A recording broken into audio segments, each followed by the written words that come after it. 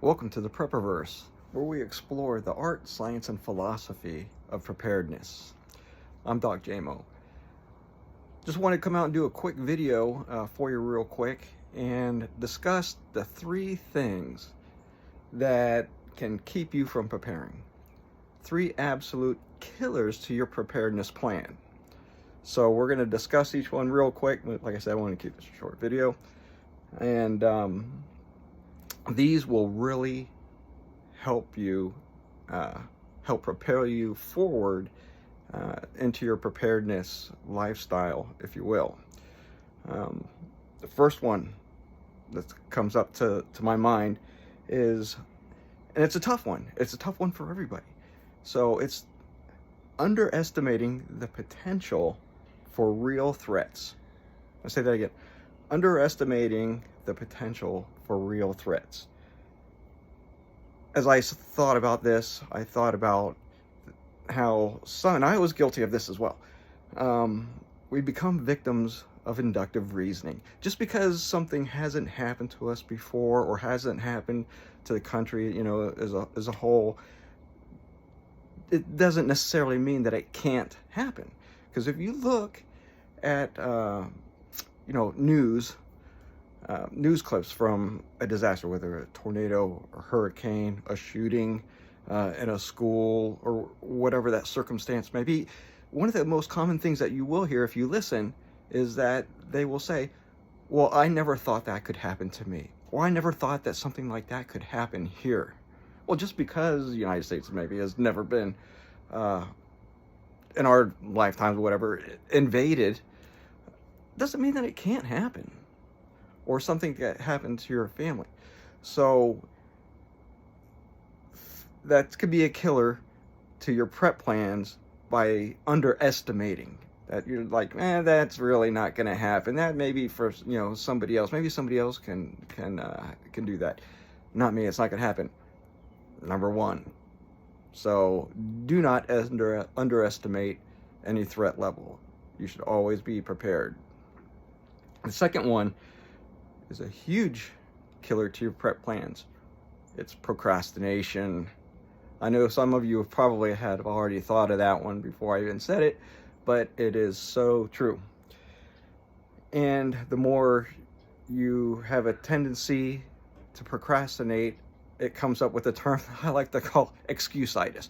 You're looking for excuses not to do something. It's not that you don't really want to, is that you don't want to put forth the effort, because maybe you really don't see the necessity in it, or you might be a little bit,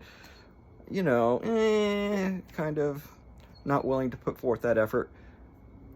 Huge killer, and there are things that you can do about it to propel forward. And we'll get into some of the things that we can do to overcome these once I go through this list.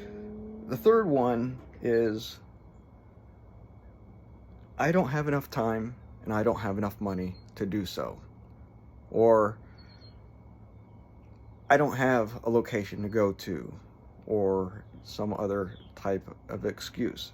There's always something that you can do. Okay, so the 3 are underestimating the potential for real threats to happen. 2 is procrastination. And 3 is you don't feel that you have enough time or money to do that. So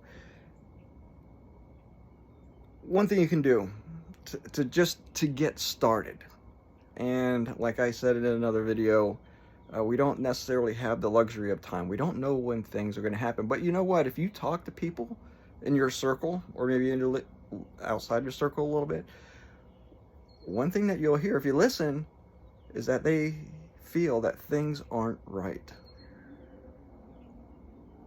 A lot of us that have been doing this a while have felt that feeling eons ago, that something's not right.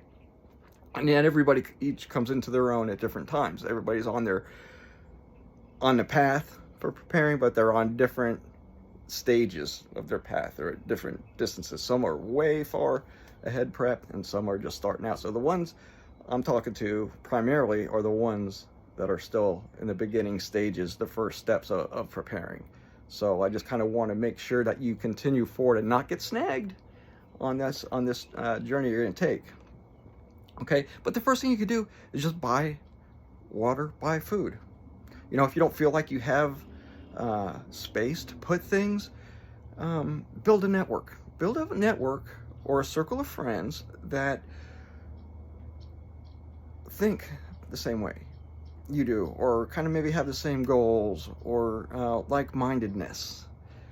Talk to them, and opportunities will open. Just ask a lot of questions. Well, maybe somebody has a shed that they don't use, or maybe they have some stuff in there that they wouldn't mind allowing you to put some stuff. If you live in an apartment, I currently live in an apartment. I'm moving out of the city, out into the country, out into the county. I don't have a lot of room. If I turn this camera around, you'd see my freezer on the back deck. You know, so you do what you can. They're all little steps.